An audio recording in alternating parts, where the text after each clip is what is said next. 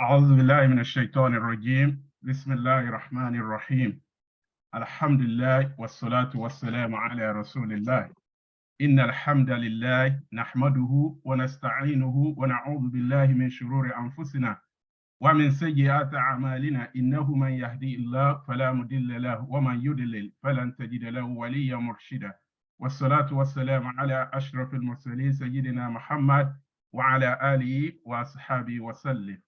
We give thanks to Almighty Allah for giving us yet another opportunity to continue with Monfiq Islamic Finance Mentorship Scheme, which we stopped due to Ramadan. So we pray Allah to accept the Ramadan fasting and all our prayers from us. Amen. So without further delay, today we are going to have one of the very important aspects of Islamic finance to discuss a very important issue on it, and that is the aspect of Islamic pension, which to the glory of Almighty Allah has also had a kind of good starting and fitting in Nigeria, in the Nigerian Islamic finance sector. And we are very fortunate to have with us one of the leading advocates, leading consultant, leading scholar in the aspect of Islamic pension in Nigeria. That is no other person than our very good Ustaz, Sheikh, and Dr. Adam Muhammad Abu Bakr.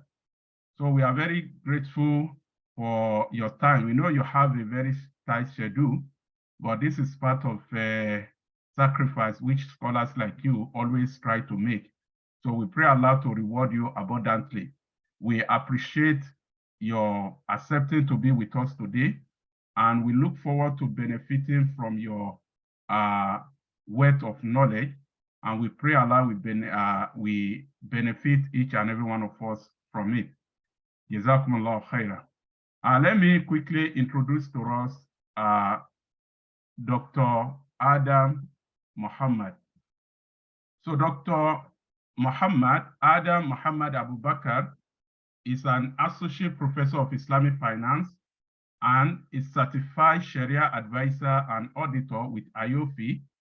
He obtained BA in Islamic jurisprudence from International Islamic University in Niger Republic, IIUN, and postgraduate diploma in education, PGD, from University of Maiduguri. He also obtained MA, that is Masters of Art in Islamic Studies, and PhD in Islamic Studies from Bayero University, Kano in 2010 and 2014, respectively. He further obtained another PhD, Allahu Akbar, mashallah, in Islamic finance from Al-Madina International University, Medu, Malaysia in 2016. He also obtained Islamic finance qualification, IFQ, from prestigious Chartered Institute for Securities and Investment in the UK, and attended CRS Executive Conversion course at Chartered Institute of Stock Brokers of Nigeria. Dr. Adam had many administrative responsibilities, such as acting head of department and the director of the Center for Research in Quranic Studies. He authored 3 books, both in Arabic and English, edited 1, contributed 3 chapters, and published over 40 articles in both local and international refereed journals, majorly in Islamic banking and finance. He also presented many papers at local and international conferences and facilitated many professional trainings and workshops organized by many professional organizations, such as Nongo Business School, Chartered Institute of Stockbrokers, Institute of Islamic Finance Professionals, Nigeria Stock Exchange Academy, ICICE, PenUp, and so on and so forth. He also attended many professional seminars, conferences, and symposiums organized by leading international standard-setting organizations of Islamic finance industry, such as IOFI, IFSB, ISDB, IILMA, SIBAFI, ISRA, etc. So Dr. Adam is a fellow of Islamic Finance Professionals, IFIFP, associate member, Chartered Institute of Stockbrokers of Nigeria, ACS, associate member, Chartered Institute for Chartered Institute, sorry, so and so on and so forth. So we can see that we have a very right peg in the right hole. So it's my pleasure to invite our brother Adam, to kindly proceed to share his slide and make his presentation. So we are indeed very glad to be with you here. Jazakumullah khairan.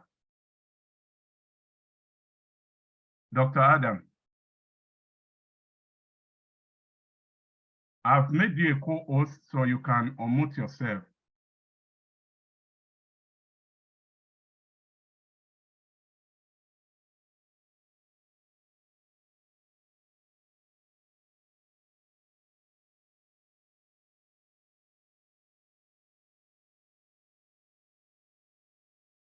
Dr. Adam?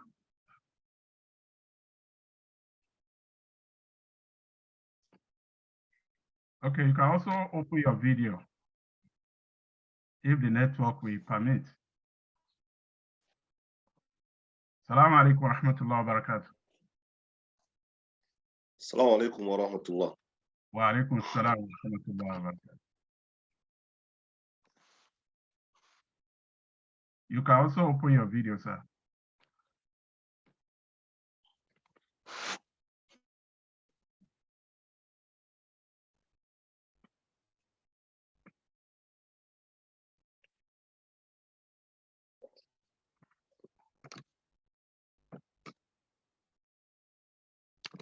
Is my screen seen? Yes, it's seen, but you can kindly share it in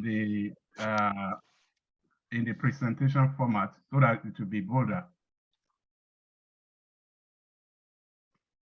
Okay, I think it's okay now. أعوذ بالله بسم الله والصلاة والسلام على رسول الله وعلى آله وصحبه ومن والاه وبعد السلام عليكم ورحمة الله وبركاته.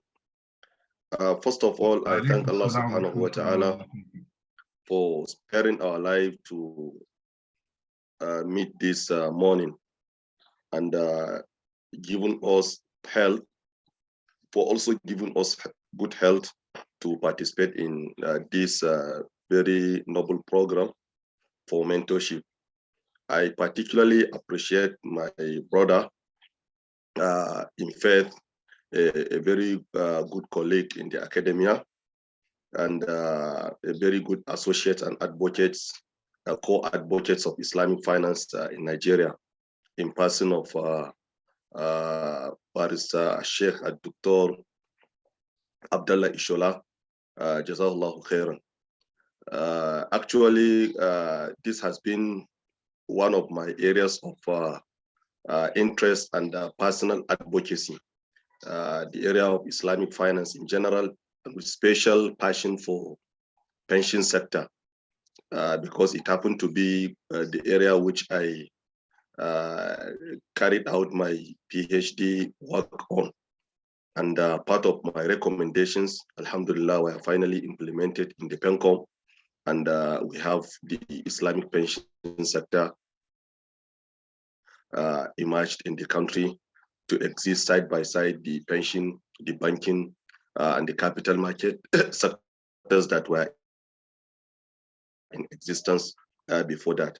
So without taking much of your time, our topic for discussion of today is on the Islamic pension sector in Nigeria, concepts, framework, and essential qualifications for career path, dealing with the younger generations who are willing to build career At the end of the presentation, we're going to provide some career building advice for anyone who wants to build career in Islamic finance, with special emphasis in Islamic pension, inshallah. So we're going to look at, give an overview on the contributory pension scheme,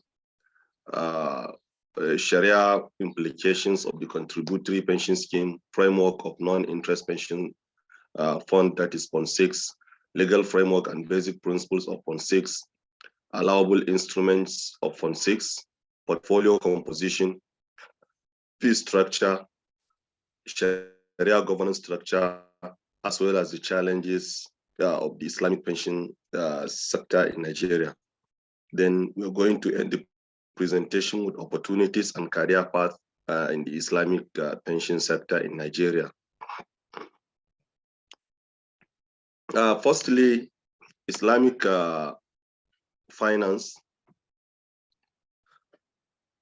as we earlier highlighted, has three major components: the banking sector, the capital market, and Takaful, which is the Islamic insurance sector. This pension sector that we are discussing today is an extension of the capital market operations because of the contributory pension scheme system that was put in place for the past 20 years in the country. So we're going to take an overview on the pension scheme in Nigeria, which has been characterized with the many problems, which include unsustainable pension liabilities, lack of adequate and timely budgetary provisions, increase in the number of the employees, poor implementation of scheme in the private sector, and inadequate supervision and regulation, among others. These are the basic challenges that the pension sector is being characterized with prior to the introduction or establishment of the contributory pension sector. These problems necessitated a reform in Nigerian pension sector, which eventually gave birth to the Pension Reform Act of 2004 as amended, which was later amended in 2014, which established a uniform contributory private sector managed and fully funded pension system for both the public and private sector of the country. The scheme provided that both the employees and the employers are to contribute a minimum of 8 and 10% of the employee's basic salary, respectively. That is, the employer is to contribute 10%, while the employee will contribute 8%, giving the total of 18, or minimum total of 18% for a typical employee, which is going to be his contribution from his basic salary. The Pension Reform Act 2014, as amended, provides that pension funds should be managed and invested by registered pension fund administrators and pension fund custodians under close supervision of the regulator, which is the Nigerian Pension Commission. It also provides that pension funds should be invested through some conventional instruments of investment, which includes bonds, bills, and other securities issued and guaranteed by the federal governments and the Central Bank of Nigeria, debentures, redeemable preferences, shares, and other debt instruments issued by registered corporate entities. These are the provisions for the investment as provided by the Pension Reform Act. So the structure that is provided, the pension fund management structure, is as illustrated in this figure, that we have pension fund custodians, we have pension fund administrators, we have the RSA, who are the pension, who are the retirement savings account holders. Then we also have investments that is to be carried out by the pension fund administrators. So all this is to be done under close supervision of the National Pension Commission, who is the regulator. You can see the pension fund administrators are responsible to receive the pension contributions from the retirement savings account holders, who are the employees that are actively working and they are not allowed to take custody of the funds. The funds are to be transferred to the pension fund custodians. Currently, we have about 18 registered and licensed pension fund administrators in the country. There were more than 20, but with the recent new capitalization policy, some of them were matched. They couldn't meet the minimum capital requirement. So also pension fund custodians, we have about 5 of them. Most of them, they are the conventional financial institutions that are having the custody of the funds. So in case if there is any investment, it is the pension fund custodians that will pay on behalf of the pension fund administrators. Then whatever profit is realized is also going to return to that pension fund, which is being managed by the pension fund administrator. And in case of retirement, the benefits will be calculated together with the profits. Then it will then be transferred to the retirement savings account holders, who are the beneficiaries of the scheme. All these activities are to be carried out under the watch of the National Pension Commission, which is the regulatory entity that was established by the Pension Reform Act. One of the key areas of concern in the contributory pension scheme since its introduction in 2004 is that the investment portfolio that were being specified by the PRA, Pension Reform Act, that the Pension Reform Act provided that pension funds asset may be invested in the following categories of investment: federal government bonds, treasury bills and related securities, quoted bonds and debt instruments, quoted stocks and shares, bank deposits and securities, quoted closed-end bonds and hybrid investments, quoted utilized investments, real estate investment, and other investments that may be prescribed by the pension fund, by the pension commission from time to time. Looking at this type of investments, you can believe with me that they are all conventional in nature. No attention is being paid to the cultures, peculiarities, path of the beneficiaries of this scheme.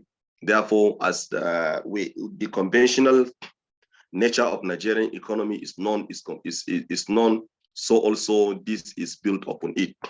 Therefore, we can sum up to say that the investment instruments specified by the PRA are typically conventional and are not Sharia compliant, and they involve the following defects from Sharia perspective. One, it entails riba. I believe in the previous presentations, you must have intensively learned what riba is and what is not riba and what are its types. So it entails most of these the instruments that are conventional in nature entail a lot of riba. If you take, for example, the bonds, the treasury bills, they are all riba-based instruments that are being structured with a fixed return within a particular period of time, which differs with the tenor, the time of repayment, make the interest rate to vary.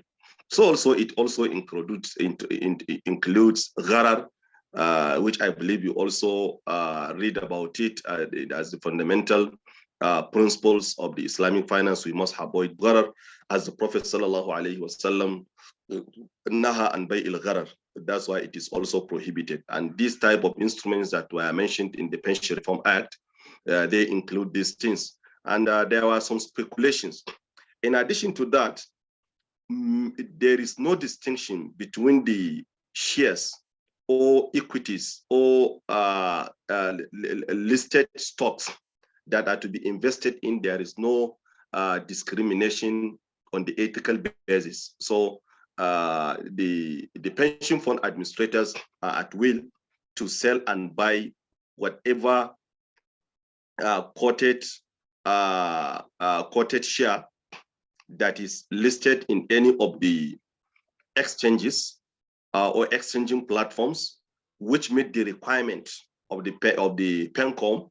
Then they can trade in it without paying any recourse to its halaliness, whether it is halal or not. That's why the pension fund administrators can engage or can invest in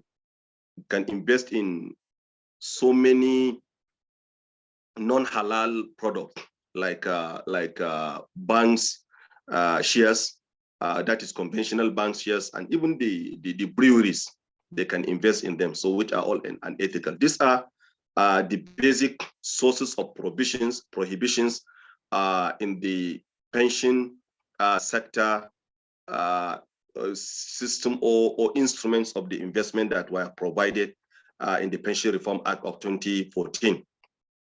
So this definitely necessitated change and necessitated actually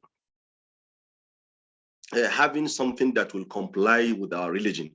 The conventional nature of the investment instruments and their non-compliance with Sharia led to agitation for non-interest pension fund system, particularly by the overwhelming majority of Muslims in Nigeria who want to have their source of livelihood after retirement managed and invested in Sharia compliant manner.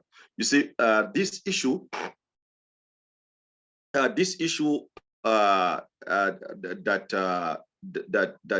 the Prophet sallallahu alaihi wasallam told us that khairun nasi man tala umruhu wa hasuna amaluhu. The best among you is the one who lived longer and has a lot of good deeds to offer. And the sharrun nas man tala umruhu wa sa'a amaluhu. And the worst among people is the one that is age long, but unfortunately his good deeds or his bad deeds are increasing. So you can see this hadith is supporting someone who is relevant to someone who is approaching retirement or has already retired and is drawing closer to his grave, but unfortunately his source of livelihood now is being invested on the riba-based source of livelihood, which is very dangerous.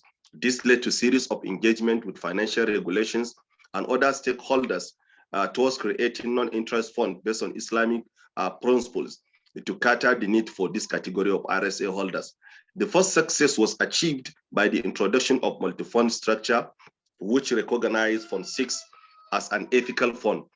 This is one of the remarkable achievements being made because the first thing was that Fund 6, the multi-fund structure was introduced, and an ethical fund is recognized in this structure, as we can see it clearly that this multi-fund structure was introduced in July 2018 to achieve part of what it is to achieve is to enhance safety, and it will allow also RSA holders more control over how their pensions are invested. And it also gives room to accommodate demands by RSA holders for the opportunity to invest their retirement savings in non-interest and ethical instruments. This is the cardinal point, and this is the first step that we achieved in the pension sector. So it established 6 different funds for the pension industry. These funds are, we have Fund 1, which is for the contributors that are below 50 years old. They choose to be here by choice. This is a volatile fund. It can give so many yields, but it can easily fluctuate. That's why the fund is to be transferred to by choice. The second one is Fund 2, which is the default fund for the contributors that are below 50 years old. So contributors may wish to go out of it only on request. It is formerly known as the RSA Active Fund before the multi-fund structure. Then the Fund 3 is the default fund for the contributors that are 50 years and above, who are still in active service. This one, they must remain there because they cannot go outside outside this. So the fourth fund is the default fund for the retirees, which was formerly known as the retiree fund before multi-fund structure regime. Then the Fund 5 is the micro pension fund plan for the contributors who are eligible to participate in the newly launched MPP. So the minimum age for the participation is 18 years. So The last one, which is our concern, is the Fund 6. This is the non-interest fund for contributors who choose to have their pension contributions invested in interest, in non-interest, and ethical investment products. So this last one is what we are referring to as the major remarkable achievement that has been made during that time. After that, you can see that the multi-fund structure was introduced in 2018, and they implemented the first 4 funds instantly. There has been increasing demand by RSA holders for the opportunity to invest their retirement savings in the non-interest and ethical instrument. So after this series of engagement, before that, as we highlighted, that the pension fund had issued regulations on the investment of pension fund assets, which recognize government sukuk as one of the accepted classes of asset for pension fund investment. You see, this is also another achievement that was achieved after the beginning of sukuk in 2017. So PENCOM in 2019 recognized sukuk in its regulation on investment of pension fund assets as part of the accepted classes of assets. So this is also another achievement. Finally, on the 22nd June 2021, PENCOM released the operational framework for the non-interest pension fund. This served as the formal approval for the long-awaited ethical fund to kickstart in the country. Now, what is Fund 6? Usually, this is the name given to this Islamic Pension Fund. As you all know, that because of our religious sensitivity, even the term Islamic banking is skeptically used in Nigeria. Rather, it is being used as non-interest. That is why you see all the non-interest financial institutions, they are having that logo of NIFI. NIFI, you will see it everywhere, NIFI, NIFI. So this means that the Islamic banking is synonymous to the NIFI. So for the pension sector, they didn't call it Islamic pension. Rather, it is called Fund 6, an ethical fund. So the instruments that are allowable for the investments, as we earlier highlighted, that the major concern and the major Sharia issue in the pension, in the contributory pension system, is the investments portfolios that were listed or were approved by the Pension Reform Act 2014 as amended. So now that we have an ethical fund, what are the alternatives? The alternatives are the government issue sukuk, either by FGN or by the CBN, or any agency of the central bank, or any agency of the federal government. Secondly is the corporate sukuk and infrastructures sukuk that can be issued, also are recognized as part of the Eden supranational sukuk that will be issued by subnational sovereigns. So also Sharia compliant money market instruments, Sharia compliant ordinary shares, Sharia compliant infrastructure funds, Sharia compliant private equities, and Sharia compliant open, closed, and hybrid funds.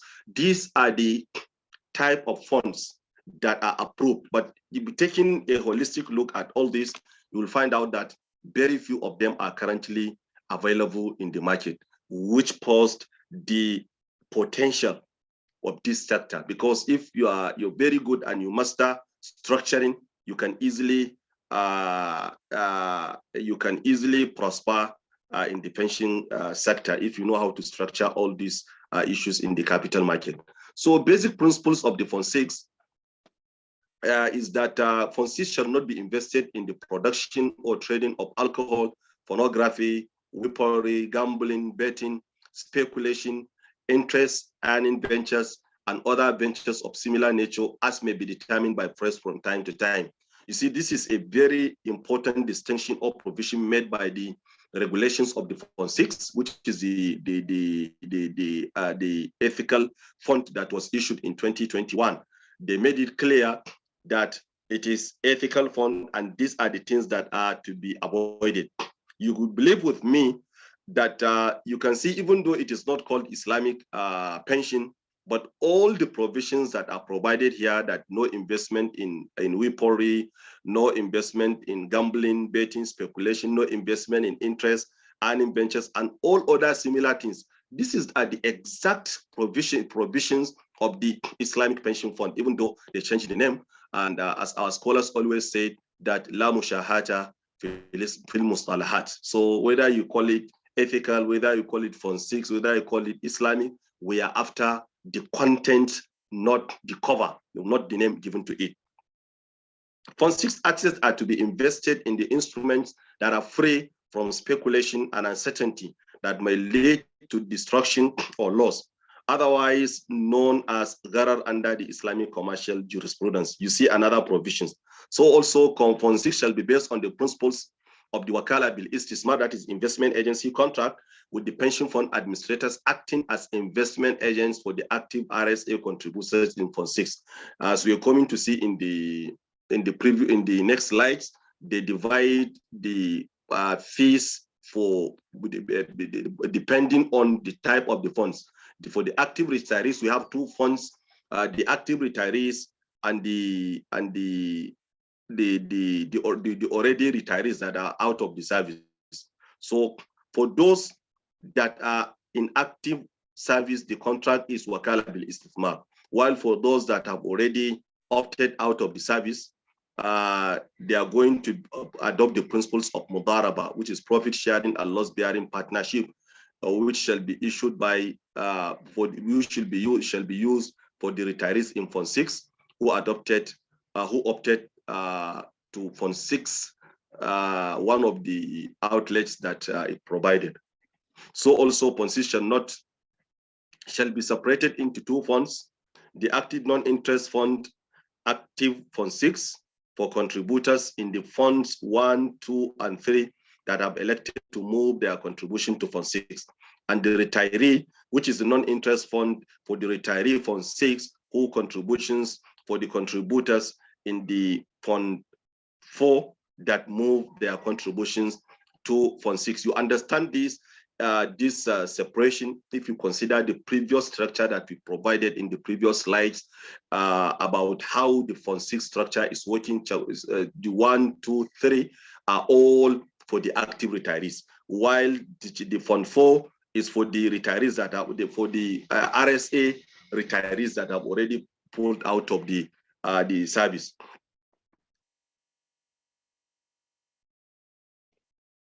So the structure for the fees, as we earlier highlighted, that the principles of Wakala Bil Istismar shall be applied for the fees on the Fund 6. Consequently, the fees shall be charged as a percentage of the net asset value of the investment.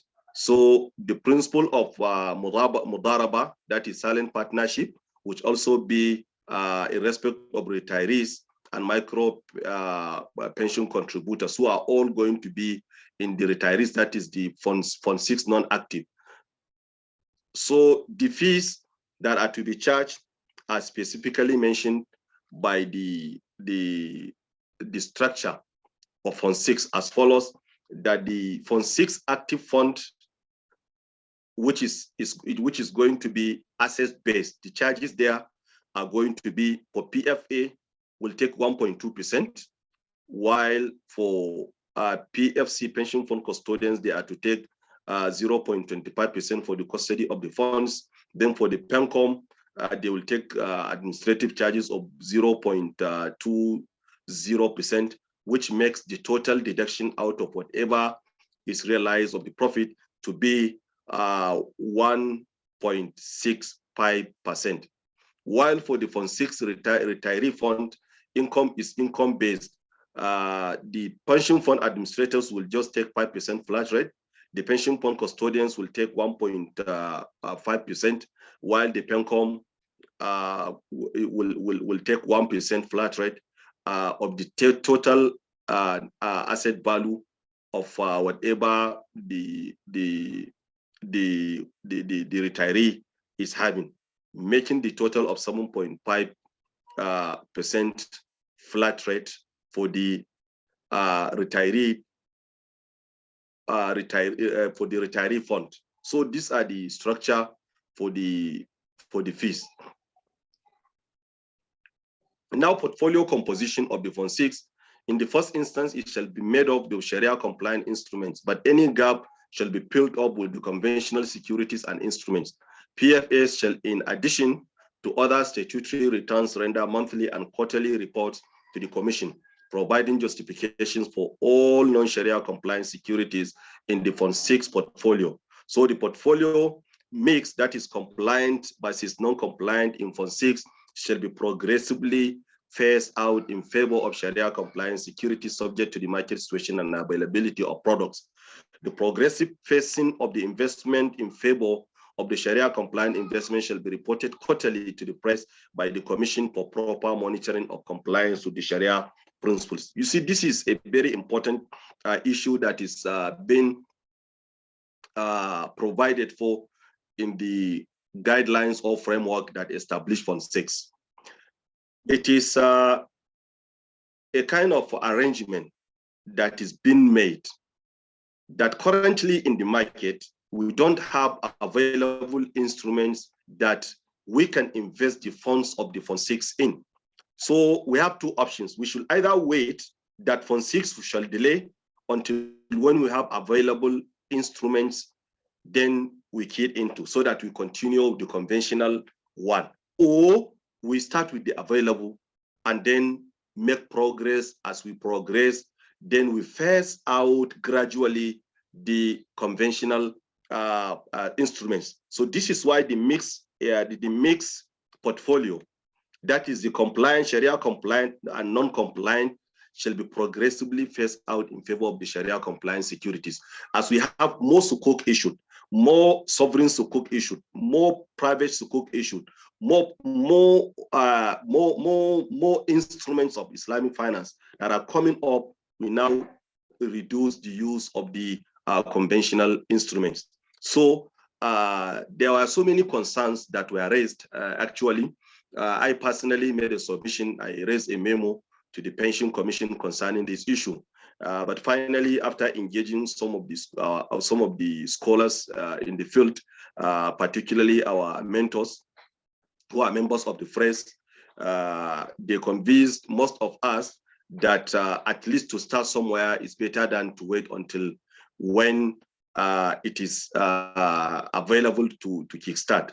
And they regarded it as al-maslah al-amma or al-hajj al-amma allati tunazzalu manzilat al-darura in usul al-fiqh or in maqasid al-sharia. So that is all about this mixture of the instrument, that is the Sharia compliant and non-Sharia compliant.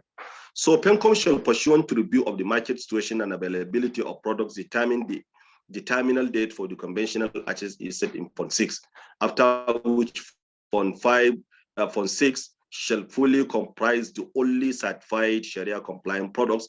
It is noteworthy to point out that the guidelines is silent on the disposal of non-permissible income incurred through the investment. Both AOFI and IFSB standard on disposal of the impermissible earning, provided that any interest and other non-permissible earnings should be channeled to charity and public utilities. See AOFI Sharia standard number 6, page 159. So as earlier I highlighted, they are all aware. It's not that they are unaware of these provisions, rather they consider it as a public needs, which is called al-hajj al-amma, which is going to be treated as a necessity. So this is the position of our scholars, as I earlier highlighted. Now the Sharia governance structure of Fund 6, which is very important. I believe, having participated in so many mentorship sessions, I believe you must have taken a particular session on the Sharia governance because of its importance. I stand to be corrected, but I believe you cannot study Islamic finance without studying the Sharia governance, and you know how important it is. Going by the significance of Sharia governance in any Islamic financial institutions, you know, Nigeria, we adopt the centralized Sharia governance system, where we have the central system at the regulatory level, and we have the institutional bodies. So for this, the framework for the Fund 6 as issued by the PENCOM has provided for two Sharia governance systems. One, Sharia Board of Advisors, which the framework clearly stated that first shall serve as the Sharia Advisory Board of the Commission for the purpose of vetting new products for investment of the Fund 6. While for the pension industry, the non-interest advisory, the pension industry non-interest advisory committee, which is called PINAC, is established for the pension industry to ensure continuous Sharia audit, purification of the investment pool of Fund 6, and it shall also be responsible for the purification of disposal of non-permissible income. So this PINAC is a kind of industry-based Sharia supervisory board. You know that we have Sharia Advisory Council, which serve in Nigeria as FRES, Financial Regulations Advisory Council of Experts. So that Sharia Advisory Council that is named FRES in Nigeria is the one to serve as the Sharia Board of Advisors for the PENCOM. It's at the level of the regulators. While on the other hand, usually in other sectors, in the capital market, in the insurance sector, and in the Islamic banking sector, you all have institutional S, which is the Sharia Supervisory Board. So this is what, for the pension sector, you see that it is not the body that is established, rather it is for the entire industry. We don't have A's for each pension fund administrator. Ideally, the ideal thing is that we're supposed to have A's advisory committee of experts, which going to serve as the Sharia supervisory board for each pension fund administrator. As we have in all banks, Islamic banks, we have it in Jaiz, we have it in Touch, we have it in Lotus, SunTrust, and even the alternative banking for Sterling. But for the case of pension sector, they introduced what is central for the industry. That's why in the structure that was issued by the PENCOM, they made it that 50-50 contribution is provided. That is the total membership of the PINAC, Pension Industry Non-Interest Advisory Committee. Membership will be drawn, 50% of the members will be nominated by the commission itself, while another 50% will be nominated by the PENOP, that is the Association of Pension Fund Administrators or Pension Operators of Nigeria. So this is the Sharia governance structure, but it is what you ought not to mention that now it is almost 2 years with the issuance of these guidelines, but unfortunately, up to now, this body is not being constituted. So I think there is need for more advocacy. There is need for more agitation in order to make sure that this body is established, because without it, you cannot ensure the protection and the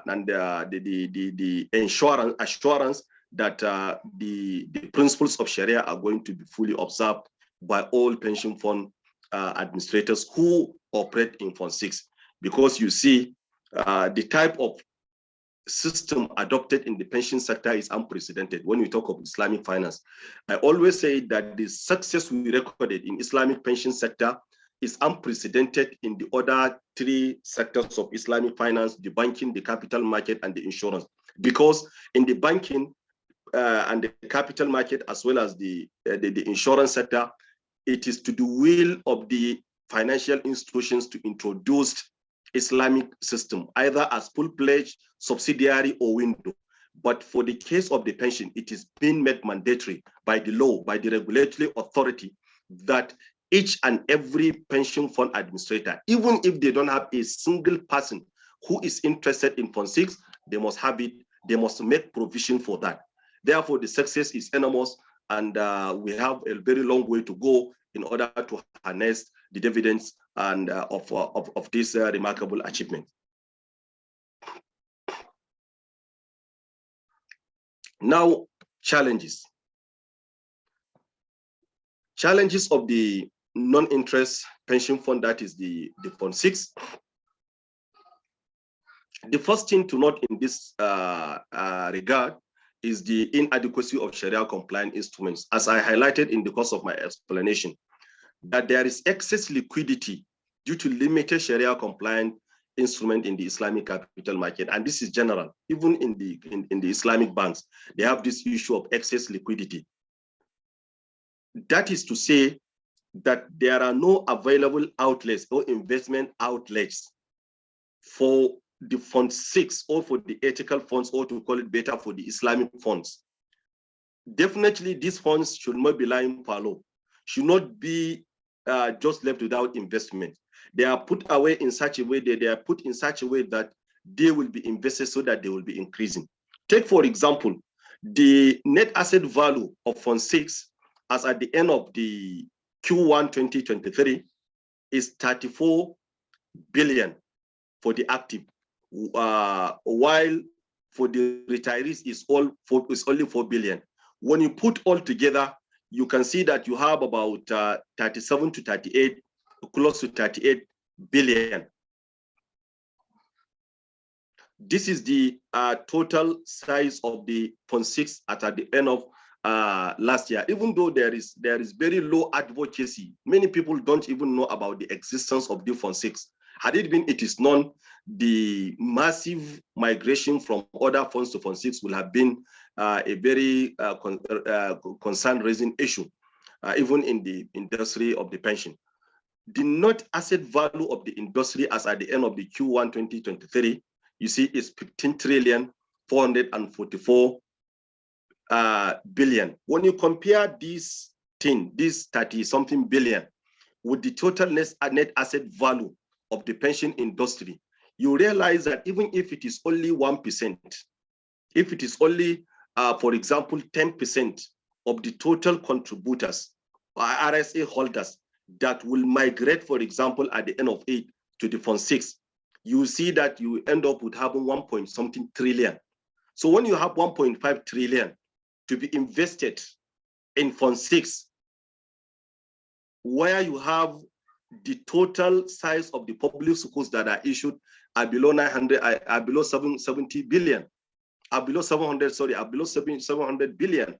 The total size of the public schools that are issued either by corporate entities or by the sovereign entities. So you see, we have a very long way to, even if it is 10%, we are having less than 50% available instruments to be invested. So this is one of the major challenges, but as time goes on, it is always reducing as we are having more issuances of sukuk, more state governments, subnational sovereign governments are coming up into the sector, even though, unfortunately, most of them, the sukuk that they are issuing are not pension compliant, because they usually issue a private sukuk that are not listed in the capital market because of reasons better known to them. Usually, the debt sustainability analysis of most of these states will not allow them to go into capital market and tap from public funds there. So also another challenge is the awareness challenge. Lots of public awareness on Fund 6, as I earlier highlighted. Many people are not aware of the existence of the Fund 6, particularly our Muslim brothers who are willing, had it been, they know the dangers of the conventional funds that they are in, and they know the alternative. I believe many people will have instantly transferred, and I bear witness to this. I've carried out so many advocacy lectures at so many fora, whether in physical or in virtual. I've seen a situation whereby people will just be seeking for their pension fund administrators in order to give them or provide them with the migration form in order to migrate to Fund 6.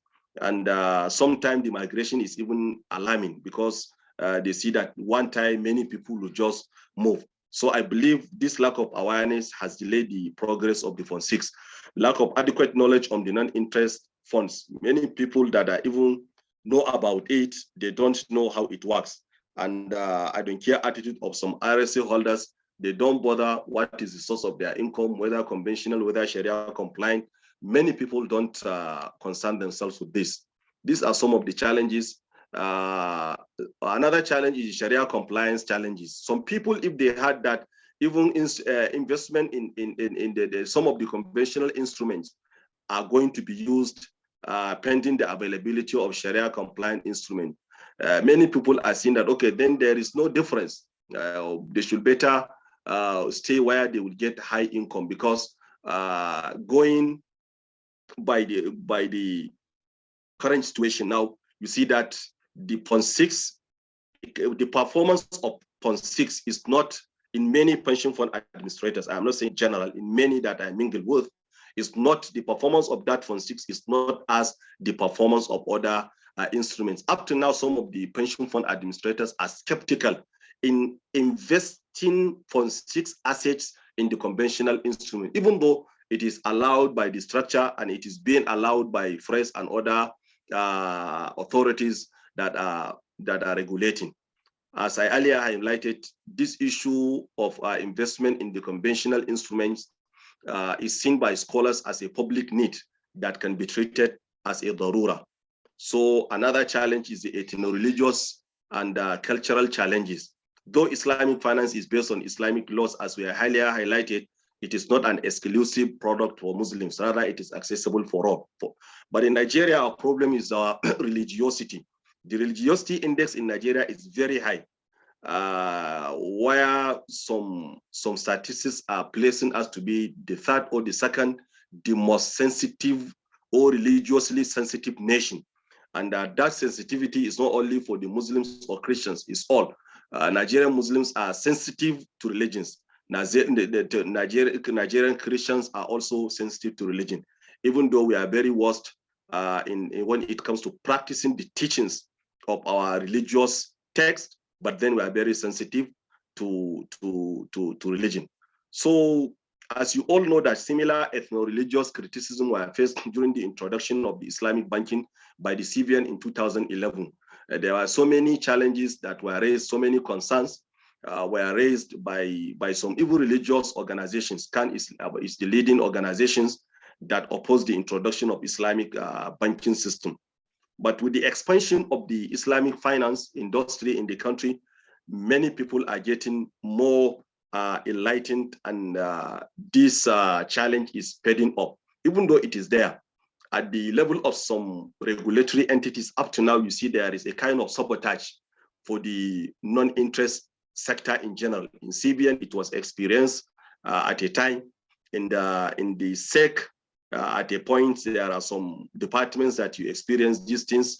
Somebody deliberately will just not do what he's supposed to do just because it is non-interest or it is Islamic. We've seen all of this, and even at the level of the PENCOM currently that I'm talking to you, some of these challenges have been faced. There are some people that if they are in position of authority, they will deliberately act lackadaisically in order to sabotage the implementation of the non-interest components of whatever the sector they are regulating. But then Islamic finance come to stay in Nigeria, and it is part and parcel of our laws of the nation. The recent amendment of the BOFIA has made several provisions for Islamic finance, which cannot be challenged before any court of law. So anyone now try to challenge Islamic finance will be faced by a lot of incontrovertible proof and evidence from the laws of the nation. And I believe my brother, Dr. Ishola, is fully in this picture. Now, having mentioned some of these challenges that are gradually being addressed, you see now what are the opportunities for the career path for someone who want to build career in the pension sector. We have structuring of pension compliance and Sharia compliant products.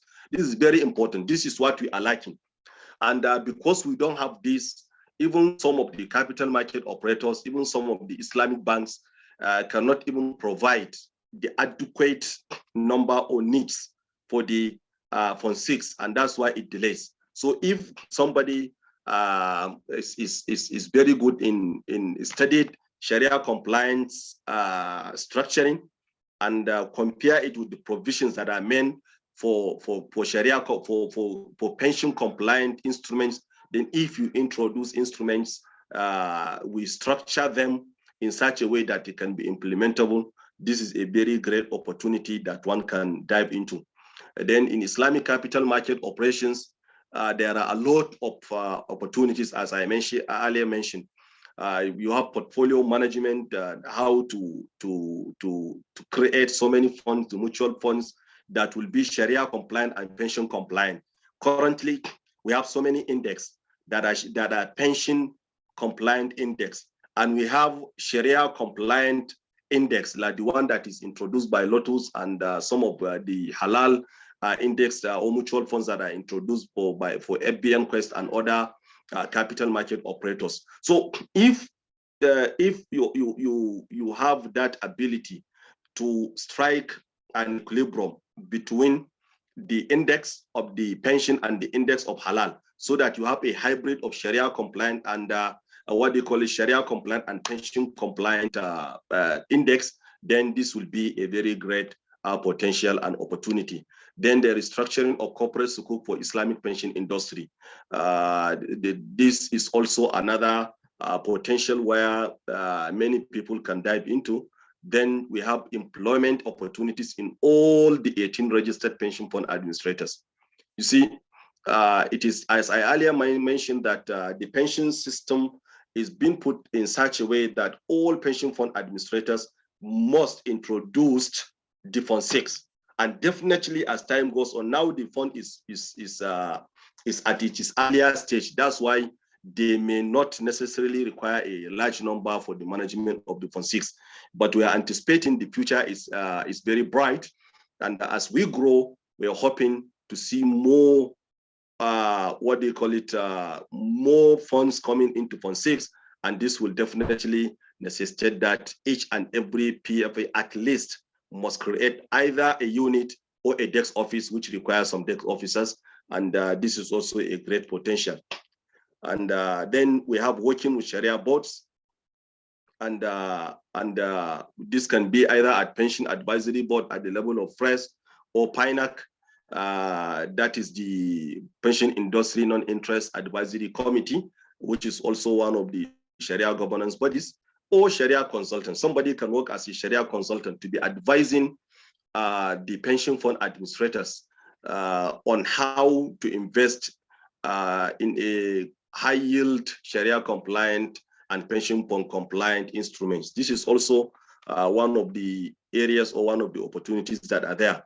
Now, legal advisory services, we can establish specialized law firm like that of my brother, Dr. Ishola. You can have also regional and global opportunities in the International Islamic Liquidity Management Agency, IDB, IFFM, and IFSB. All these are the opportunities that if someone built a career in Islamic pension sector, can eventually tap from these opportunities at the regional and global levels.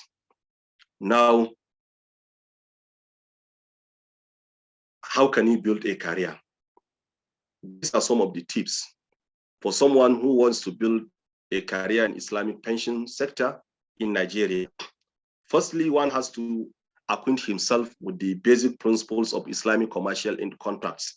That is the fiqhul mu'amalat. This is very important. Someone has to be very, very conversant with the fiqhul mu'amalat, because these are the things that that will be the subject matter always.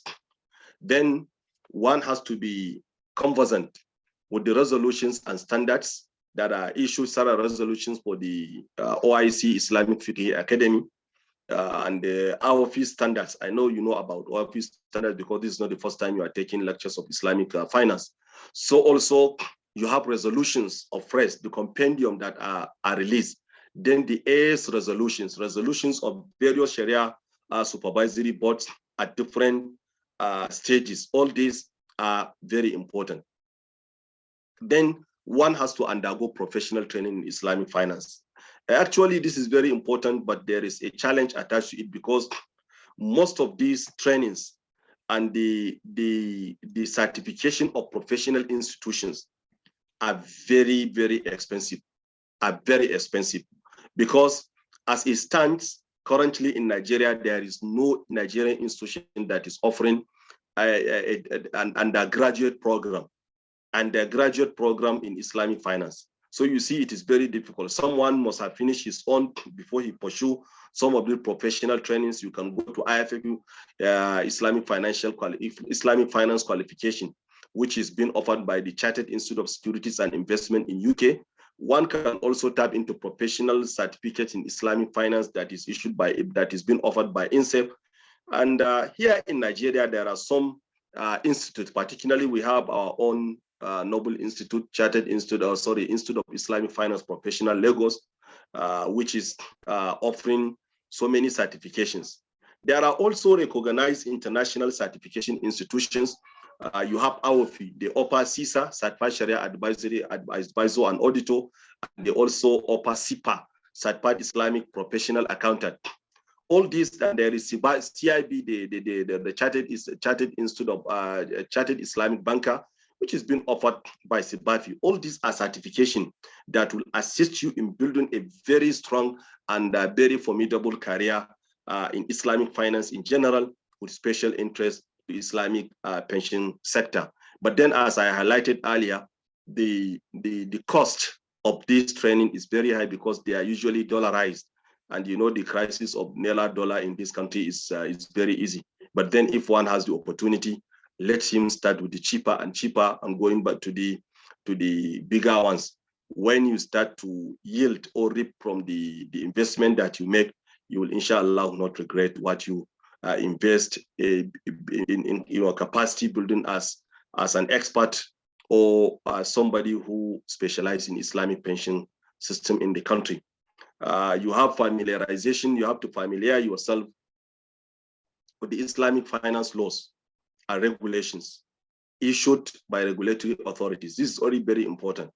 You have to know about the CBN Act, the NICOM Act, the SEC Act, the NDIC, you know, and other regulations that are issued, because there is a kind of synergy between these financial institutions. Even though you are going to the pension sector, you are specializing in the pension sector, but they are interrelated.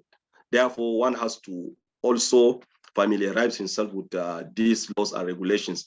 Then one has to be familiar with the substantive and subsidiary legislations of the pension sector in general. It will just limit you, not limit yourself to the Islamic pension. You have to understand the operations of the conventional pension, how it works, what are their operations, what are the other guidelines, because some of the guidelines are general. One has to understand all these guidelines that are issued by PENCOM. Then you now move to the specific guidelines, which are very, very few that are issued in relation to the Islamic pensions. You have the Pension Reform Act of 2014 as amended, and other guidelines issued by PENCOM, such as guidelines for the operations of the pension fund administrators, guidelines for the operations of pension fund custodians, guidelines for the operation of closed pension fund administrators, guidelines for the portfolio composition, guidelines for the investment for the investment, and several other guidelines governing the affairs of the contributory pension system in Nigeria. One has to familiarize himself with all these issues. Finally, but not the least, one has to register with the professional bodies in the capital market and pension industry, because there is a nexus between the capital market and the pension industry. You see, the pension industry is a feeder to capital market. They have a lot of funds that they want to invest, and the capital market is a platform that is looking for funds to be invested. So if you really want to understand the operations of pension, usually it lies in the operations of the capital market. One has to understand the operations of capital market in general, how the pension, how the regulator of the capital market sector regulates. That is the Securities and Exchange Commission, which is the regulator of the all capital market operations, how they operate. Who are the key or major capital market operators? You know, we have pension fund managers, we have mutual funds, we have issuing houses, you have trustees, corporate trustees, you have registrars, you have settlement platforms, you have exchanges, that is at the trading platforms like FMDQ, like NGX, Nigerian Exchange, which was formerly known as the Nigerian Stock Exchange, and NSE. So all these are important issues that one has to familiarize himself with and now get registered with some of these professional bodies. In the capital market, we have Chartered Institute of Stockbrokers of Nigeria, CIS. One has to undergo some of these part 1, part 2, and part 3 programs for the operations of capital market. Then this will lead you to become an associate of the institute, so that you can be ACS, Associate Chartered Stockbroker. Then you can also go to Certified Pension Institute of Nigeria to take some of their professional courses. This will assist you in building a career in pension, then with special peculiarity or special specialization in Islamic pension or non-interest pension, and it is as it is known in the country. So, having taken much of your time, this is the last point of my presentation. But as a closing remark, you can see that the emergence of the non-interest pension fund in Nigeria will no doubt help cajole and thus the apathy among public to accept the pension system that now suit their preferences and recognize religious values and beliefs. So the regulatory institution, which is the PENCOM, should strive to perfect already developed framework for the regulation of Fund 6 and initiate new regulatory frameworks in line with the global best practices. As I earlier mentioned, up to now, it is moving in a slow motion, in a very, very slow motion, because up to now, even the PINAC that was instituted or established by the framework, it has not been constituted. And it is one of the key protecting organs for the non-interest pension system. Government and other actors of the Islamic capital market should hasten their bid to provide more capital market instruments, sukuk and other halal permissible investments, so that you can have available instruments for the management or for the investment of the Islamic pension fund assets. There is also need for more innovation and additional researches on the non-interest pension fund and Islamic finance in general, considering the novelty of the non-interest fund in the pension sector. So there is need for more innovation and researches so that we can put it at the best global practices, inshallah. Finally, the regulatory body, PENCOM, key players of the industry, PFS, and religious bodies, and the other professional bodies of the PINAC and the like ought to continuously organize seminars, trainings, and the lectures on the non-interest pension fund to general public with the aim of massive awareness creation.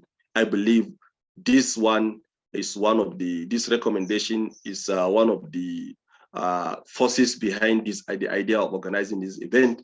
So I hope, inshallah, all of you will take up from where we teach. I think we're having about 50 participants. If each among the participants will now take it up to like 10 persons, you see, at least we are going to reach out to about 5,000 people, which is very significant. So I think it is very important that we all put hands together so that to create this public awareness among our people so that they will go into Fund 6. So that's all I have. Wassalamu alaikum wa rahmatullahi wa barakatuh, and thank you for patiently listening at my lengthy presentation. Wassalamu alaikum wa rahmatullah. Wa alaikum assalam wa rahmatullahi wa barakatuh. Jazakumullahu khairan. We really thank you, and we have immensely benefited from this very wonderful presentation.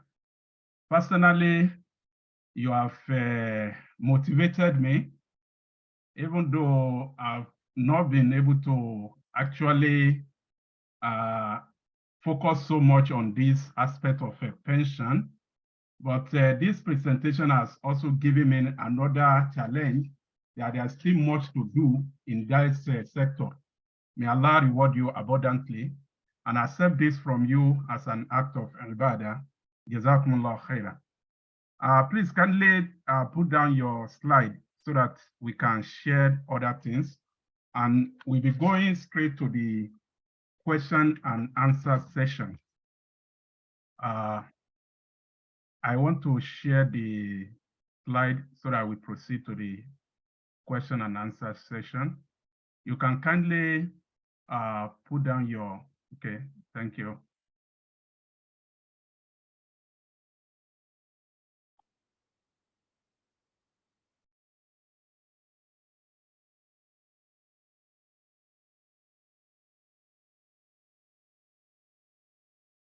So now let me start by looking at some issues which you have raised. And we also want to get your reaction on some of the issues which I really want to I want to raise, particularly in the area of inadequacy of Sharia compliant instrument. I observed that the pension sector is being made, like you started your presentation by saying that it's an extension of Islamic capital market. And I think that notion, which may appear to be what those of you who are specialists in that field seem to have heard of Islamic pension, may actually be the causes, the foundational cause of the challenges which the Islamic pension sector, which is called Fund 6, is facing in the country in the aspect of inadequacy of Sharia compliant instrument for investment of the fund. Why I'm saying this is because I realize that even the PENCOM has made the pension fund to depend so much on Islamic capital market. That is, when we have capital market, Islamic Sharia compliance capital market instrument, is where the Islamic pension fund is expected to be channeled to. And I think this may be a very great challenge for the sector. So now I want to know your view that will it not be better that this approach should be changed so that rather than focusing on Islamic capital market instruments for the investment of pension fund, a kind of trading aspect, a kind of commercial, commercial approach is also injected into the pension system, just as the banking sector is doing. So what is your view on this? Would there be any challenge with regards to this? Because I believe that there are a lot of commercial activities which may be in form of Mudoraba, all other products which the Islamic banking sector are using that are making them not to be complaining because they are not depending on the capital market alone for our own activity. So is there any legal constraints in this regard, or what are the fears of the stakeholders in the pension sector, why they cannot allow the pension to also go the commercial way? What's your view, sir?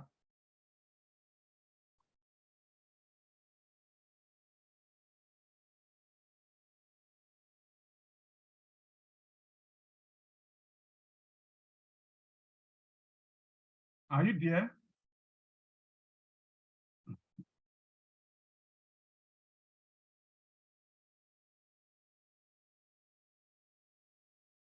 Dr. Adam?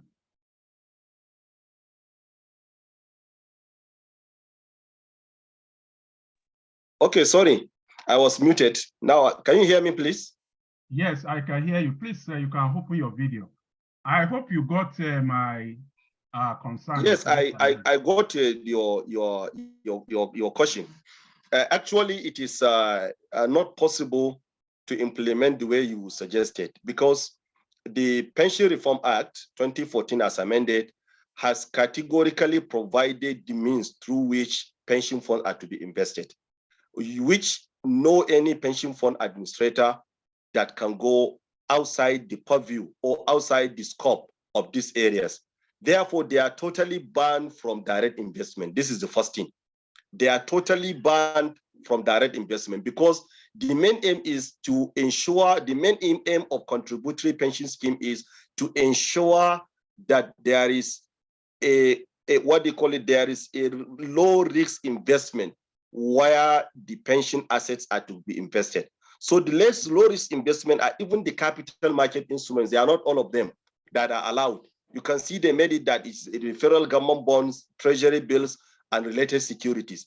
They made it in the quoted bonds and debt instruments, stocks and shares. Even the shares, they are very much specific on only the ones that are listed on the stock exchange.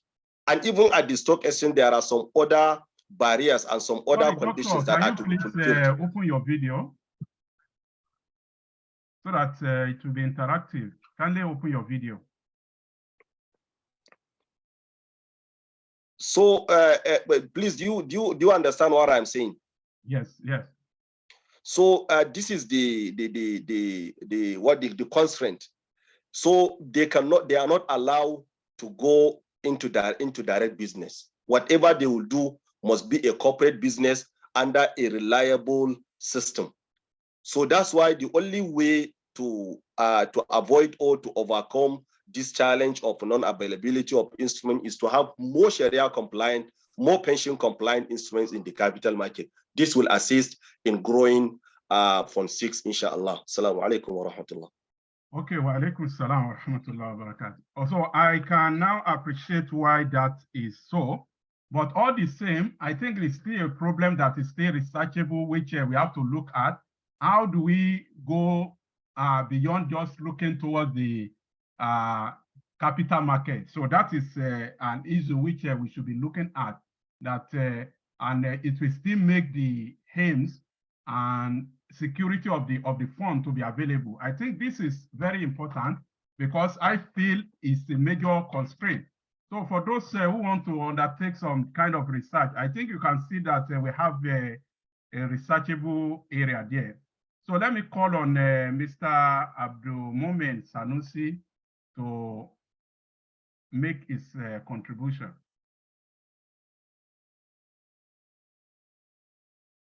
Please unmute yourself.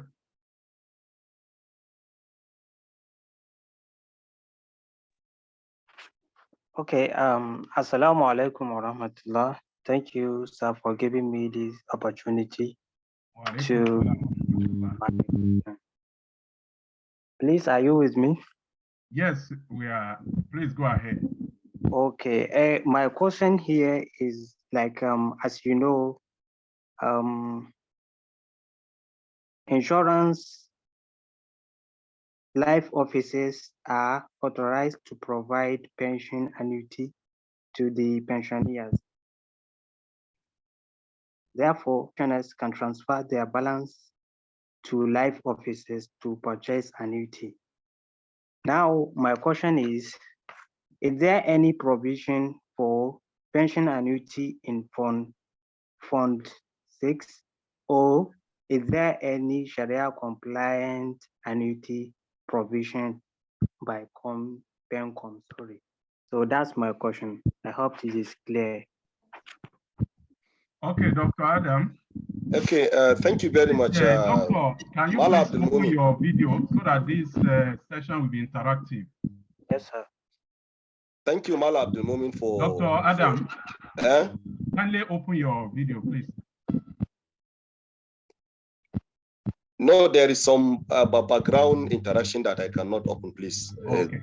Yeah, sorry. Bear with me, please.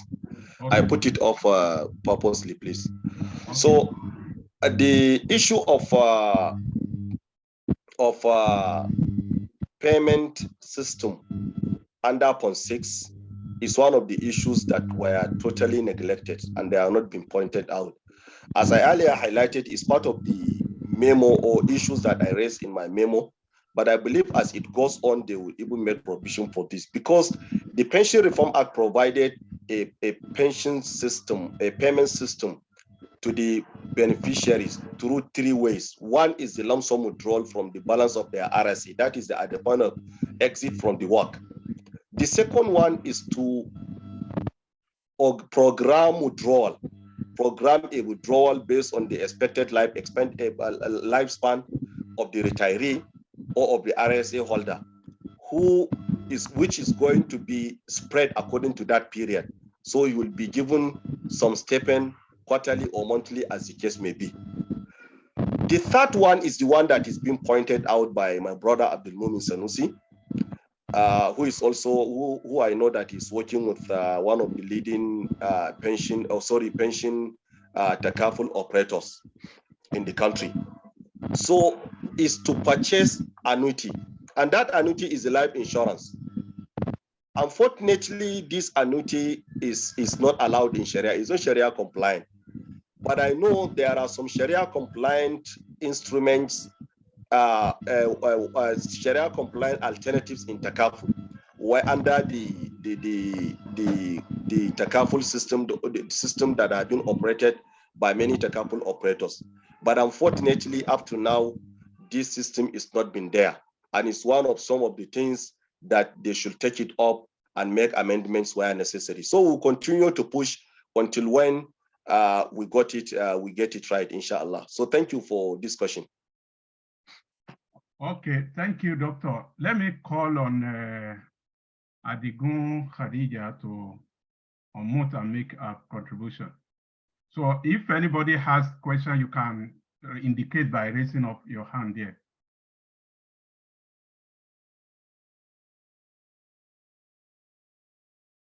Yes, Sister Adigun Khadija. Okay. Musa Sani. Assalamu alaikum wa rahmatullahi wa barakatuh. Wa alaikum assalam wa rahmatullahi wa barakatuh. Let me start by appreciating the presenter. Doctor has really made justice to the entire issues related to Islamic pension in Nigeria. Just few contributions and additional recommendations to how this sector can continue to grow, inshallah.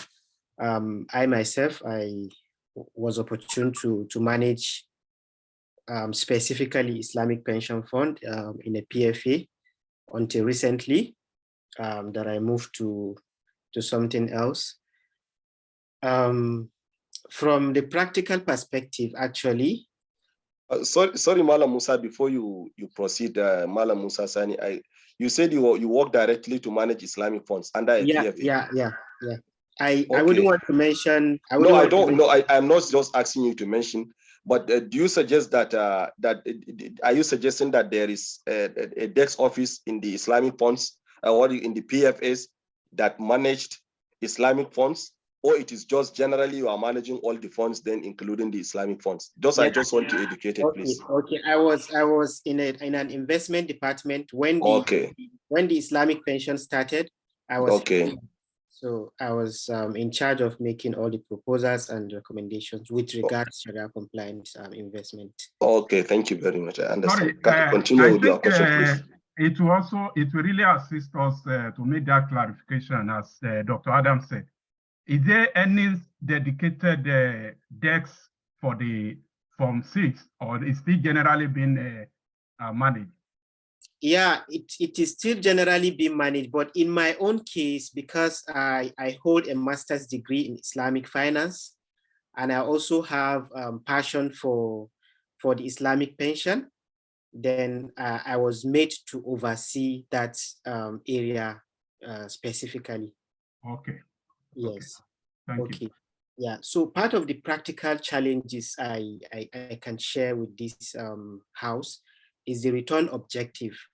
To be honest with you, the Islamic financial instruments, when you compare them with the conventional instrument, you find out that they have low returns. For example, in a particular moment where you want to make a fixed deposit placement, you see the conventional banks giving 16%, and when you approach the few Islamic financial institutions that can take deposit based on certain contract, you see that the maximum they can offer, even when it is a fixed return, it's around 11 or 10%.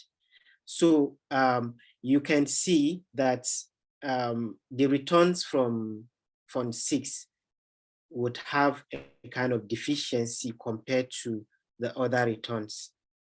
For any Muslim that is interested in moving to Fund 6, you shouldn't move just because of return. You should move to Fund 6 to safeguard your religion, to encourage the fund. Because if you are looking at return aspect, honestly, in some cases for now, because of the inadequacy of Sharia compliant instrument, it's a difficult one, honestly.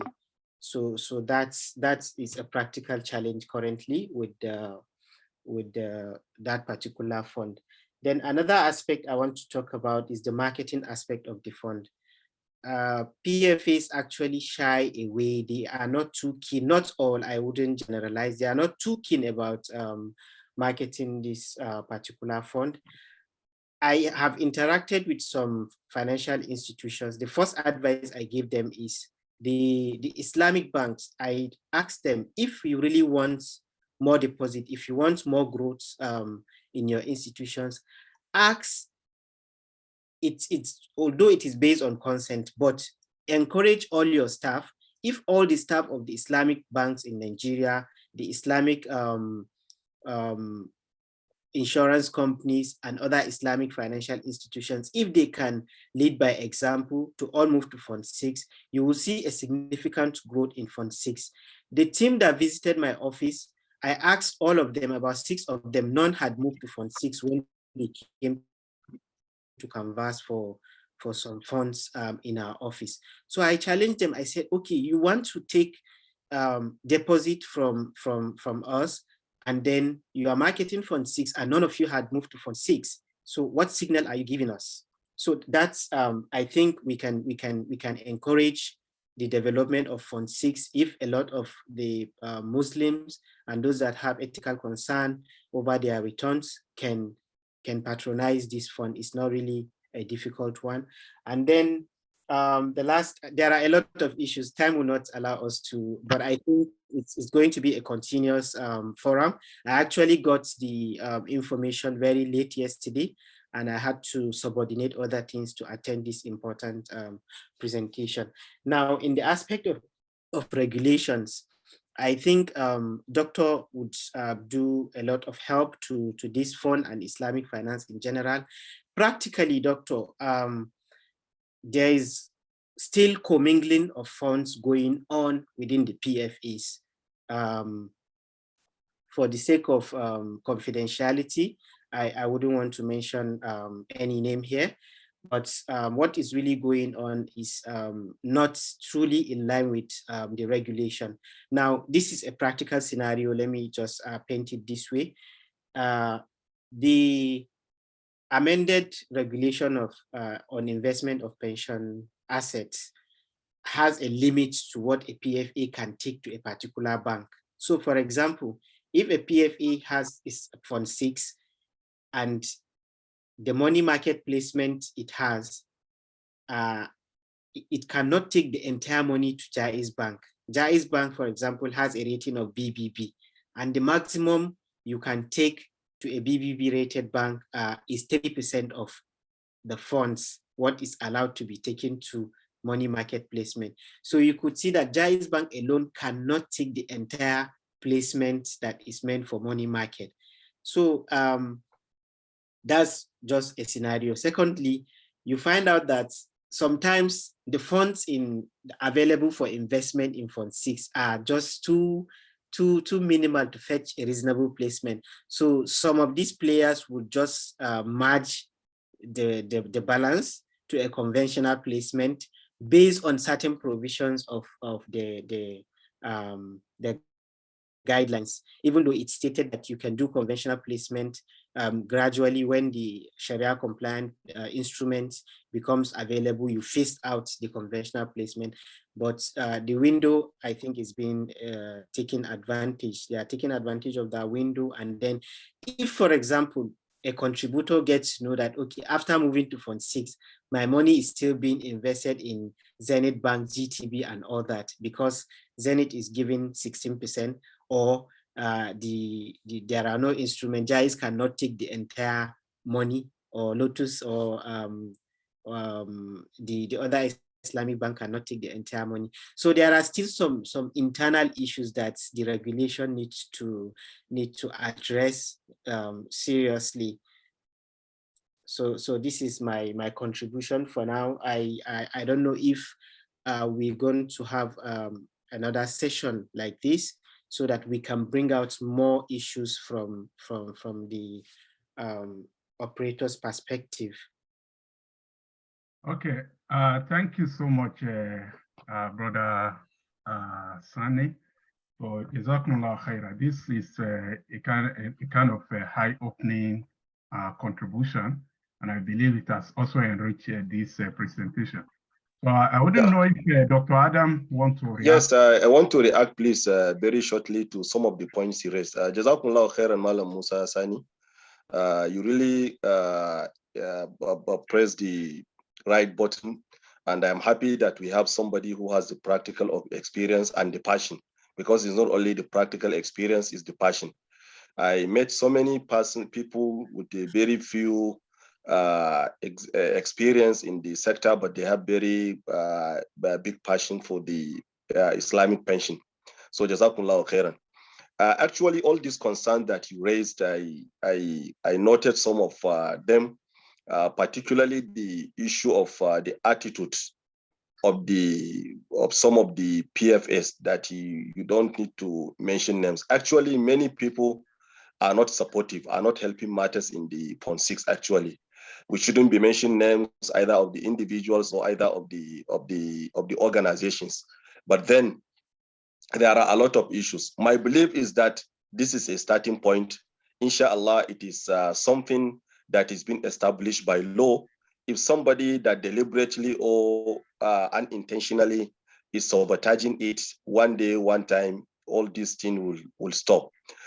Concerning the portfolio composition, quite all right, I discussed with so many chief executives of the pension fund administrators who are very skeptical about even the growth of the Fund 6, particularly this issue of the investment available instruments, investment instruments in the market. And that issue of commingling, I raise it as one of the Sharia challenges. But then our scholars in the first, they adopted it. At least it is a general needs or public needs. Al-Hajj al-Amma, which is going to be stepped as manzilatul darura, like it is just a necessity. Therefore, definitely they are doing it. The major challenge out of what you said is that lack of that pioneer, because you don't have any regulatory body or any organ in the PENCOM that is responsible to checkmate the Fund 6. All what is being treated for is the conventional way of reporting. You are seeing all the balances and all the investments and all of that. It is being seen and it is reported in the dashboard, as you know, of the PENCOM, and it is being watched for. But are they concerned with whether you invested in Sharia compliant or non-Sharia compliant? What is the percentage of the investment in non-Sharia compliant instruments?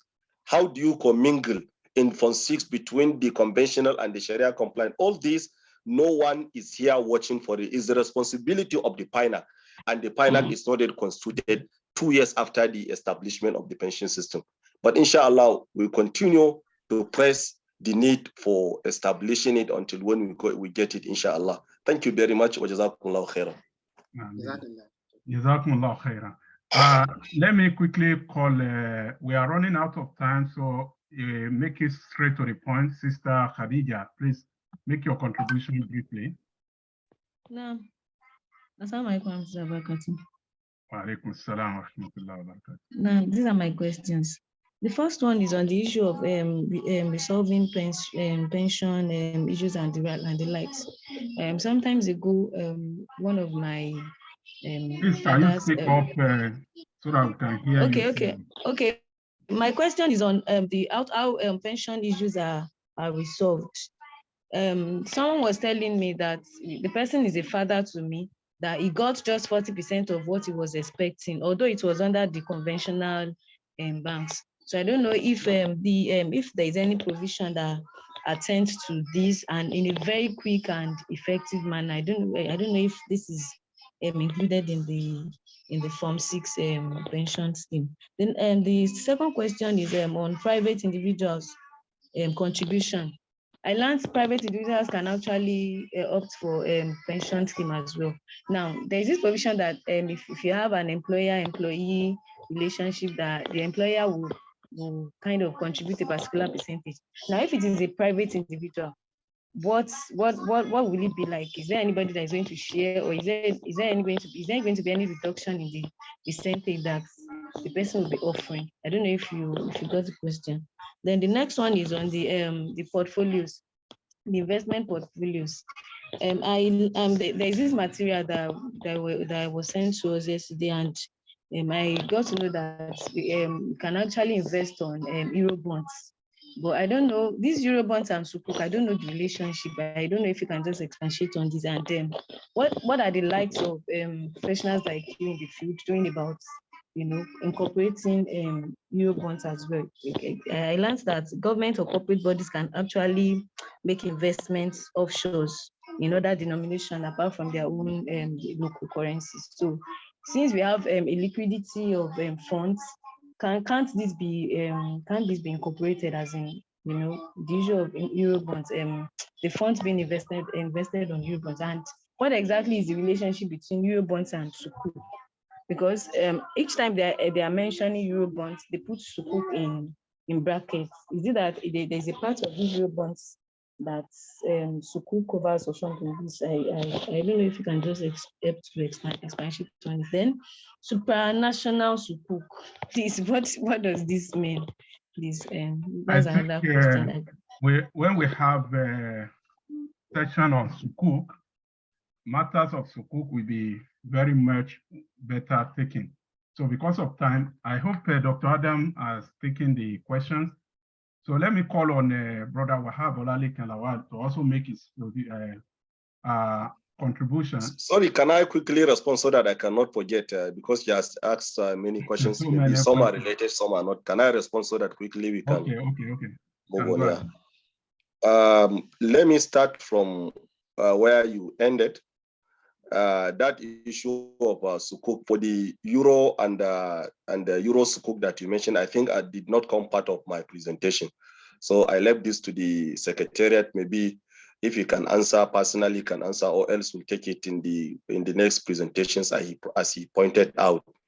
But for supranational Sukuk that I mentioned in among the allowable instrument for the investment of Fund 6 or the Islamic funds of the pension, that supranational school, they are subnational. That is the sukuk that are issued by the subnational governments, like state governments. We have the first issuance of sukuk that we had was that of Osun State government. That one was a public issuance, so it regarded as subnational or supranational sukuk. But then for the other issuances like that of Gombe State, Sokoto State, and that of Katsina State government, they all issue their own were private issuances, so they were not listed. They didn't go to the capital market regulator SEC before they issue it, so they are not pension compliant. But for this one, this is what we mean by supranational. For the first and second question concerning the withdrawal of the pension asset for a retiree, I think the one that you are referring to is the lump sum withdrawal. I just highlighted that there are 3 forms of payment. The first one is the lump sum withdrawal from the total balance of the RSA. This is at the retirement point. From the practical experience, Malam Musa can chip in if there is any contribution on this if I finish. Then after that, there is annuity. That one is to be transferred to the insurance company, who is to be given a fixed amount up to the death. There is 10 years guarantee period, which the balance will be returned to the heirs of that particular RSA holder. So the last one is the program withdrawal. So maybe if 40% is given, that means that 40% is the program withdrawal, is the lump sum withdrawal. Then the remaining 60% will be given either in a program withdrawal or in form of annuity, depending on which option the retiree opted for. And the last question, which is the second you asked, I forgot. Can you remind me, please?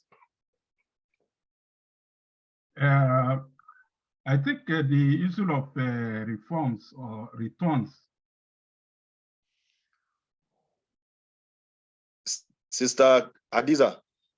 Khadija, I think Khadija. it's offline now, so we can proceed. Okay, maybe I missed the last question. Yes. Okay, Mr. Wahab, and this will be the last question we are going to take because we have to round up now. Wa alaikum assalam wa rahmatullah. Thank you, Dr. Shala, for bringing up this program, and thank you for Dr. Adam. Jazakumullah khairan. Amen. I have 2 questions.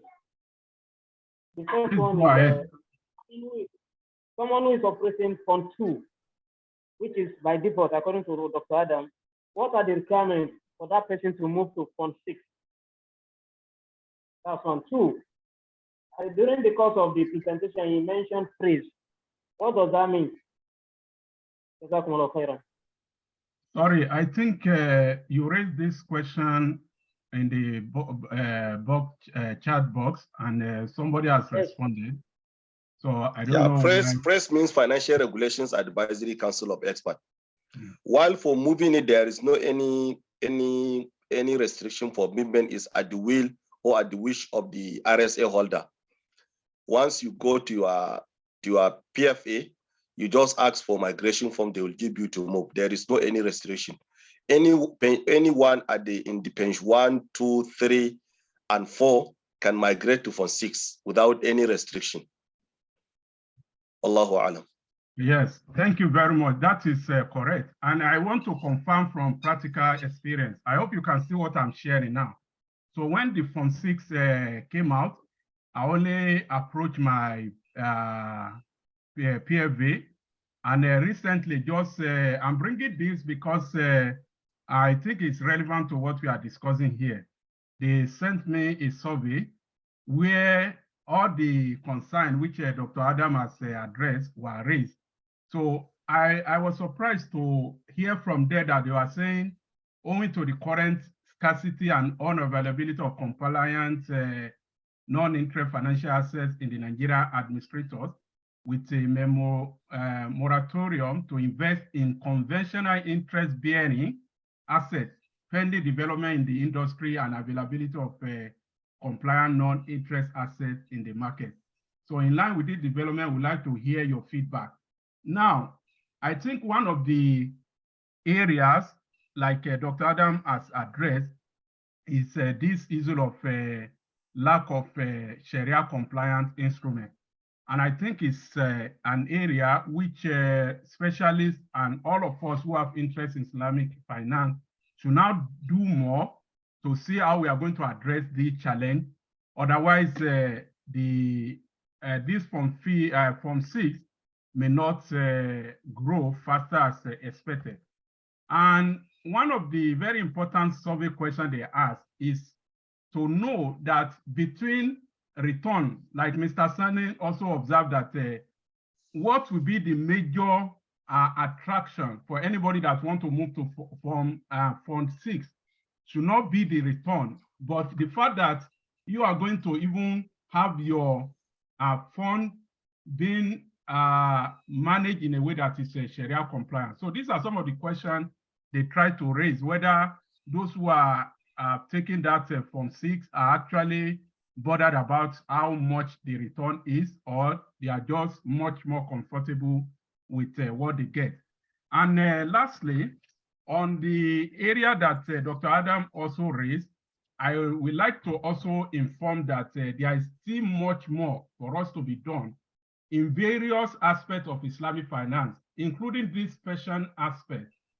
And I will want to emphasize that this is part of the mission of Munfiq Academy, because we have observed that there is still need for a lot of educational accessibility to Islamic finance in Nigeria.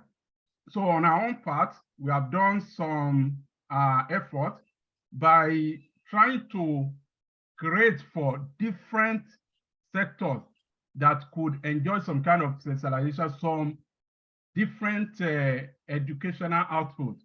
For instance, we have for the WAFU Aswa Academy, which has not actually taken full effect because we are still doing some kind of structuring. But I want to assure that at the level of Munfiq Academy, we have a lot of certification we are working on, which by Allah's grace, we want to design it in such a way that is going to be in line with the international standard, so much that whatever certification one can look up to elsewhere, once you get similar certification from Munfiq Academy, it will be good to go. And inshallah, we are also going to be engaging our mentors in this laudable project. But for the past few years, we have also established Tawakkul Institute of Corporate and Cooperative Studies, which I'm happy to say that is the first institute dedicated to training in Islamic cooperative education. So we have provided training for more than almost 1,000 participants in the area of certification in the Islamic cooperative management.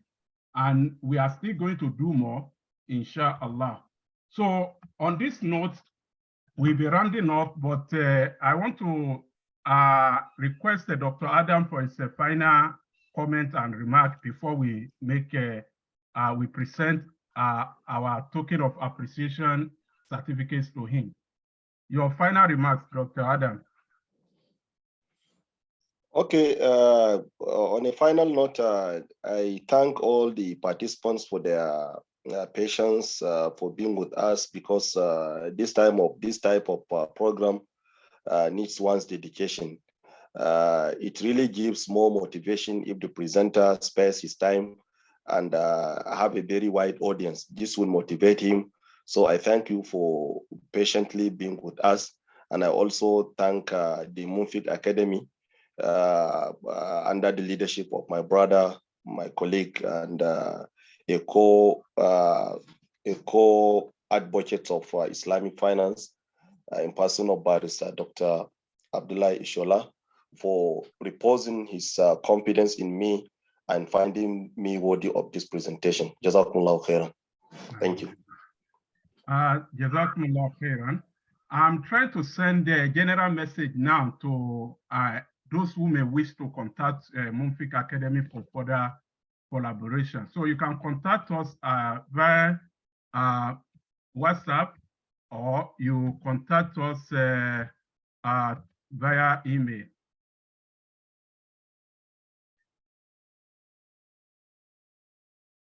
So you can see even the email is there in our slide. We are going to share the slide, inshallah, very soon after the presentation. So for those who are not on our WhatsApp platform, so you can try to reach out to us so that you'll be able to join the platform, so that you'll be updated on our other programs. So inshallah, tomorrow we are still continuing with the mentorship session.